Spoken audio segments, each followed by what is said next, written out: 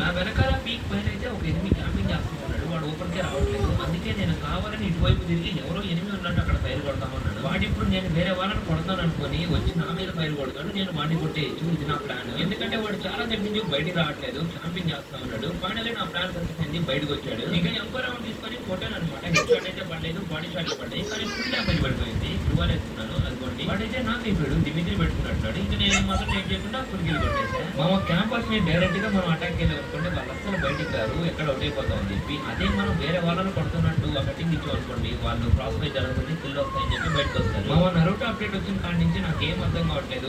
కొత్తవన్నీ వచ్చేసినాయి అనమాట. ఆ మ్యాప్ లో ఏదేదో దొరకతా ఉన్నాయి. మధ్యలో ఇదేదో పక్షి బొమ్మ వేస్తుంది. మళ్ళీ డ్రాప్ లాగా ముందరికి వెళ్తా ఉంది. ఇంకా అది లాస్ట్ కి వెళ్ళగానే నాకు ఇదేదో పక్షిలాగా ఒకటి దొరికింది. దాని మీద నాకు నేను పక్షిలాగా మారిపోయా. నా బాడీ ఏమంటే అక్కడే ఉంది. కానీ నా ఆత్మ మాత్రం ఈ పక్షిలోకి వచ్చేసింది. కాసేపు అటు ఇటు తిరగగానే మళ్ళీ నా లోపలికి నేను వచ్చేసాను. ఈసారి దీన్ని పూర్తిగా కంప్లీట్ చేయగానే మంచిగా లూట్ వచ్చింది. అండ్ ఇంకొక పార్ట్ కూడా వచ్చింది. దాని రకంగానే పక్షి కొంచెం పెద్దదయింది. నాకు వచ్చిన పవర్ అంత హైట్ ఎగలేకపోయింది. అండ్ చిన్నదిగా ఉంది. ఇది మాత్రం పెద్దదిగా ఉంది. అండ్ బాగా కూడా హైట్ ఎగలుతుంది. ఇది దాని అమ్మ అనుకుంటా. నేను ఇంకా ఇది ఊరికే జస్ట్ ఫర్ ఫన్ అనుకున్నా. కానీ దీంట్లో కూడా ఎనిమిస్ అటాక్ చేయొచ్చని నాకు లాస్ట్ మూమెంట్ లో తెలిసింది. నేనైతే ఈ చెట్టానికి ఉన్నా ఎనిమిది గాడైతే అటు పక్క నుంచి కొడతా ఉన్నాడు. వాడి లొకేషన్ ఎక్కడ ఉన్నాడో నాకు కరెక్ట్గా తెలియదు. నేను అందుకే మళ్ళీ పక్షిలాగా మారిపోయి వాడు ఎక్కడున్నాడో చూద్దామని చెప్పి వెళ్తా ఉన్నాను. వాడు ఇక్కడ ఎక్కడో దాక్కుని సైలెన్సర్ పెట్టి కొడతా ఉన్నాడు. నాకు తెలిసి ఈ రాయంకాల ఉంటాడు అనుకోండి. రాయంకాల ఉన్నాడు. నేను అడగలేదు. వాడికి డ్యామేజ్ పడిపోయింది. వాడికి 50 డ్యామేజ్ పడిపోయింది. అంటే వాడి లొకేషన్ కూడా చూపిస్తా ఉందన్నమాట. నేను ఇక్కడ ఏం మాత్రం లేట్ చేయకుండా నేను వెళ్ళిపోతా ఉన్నాను.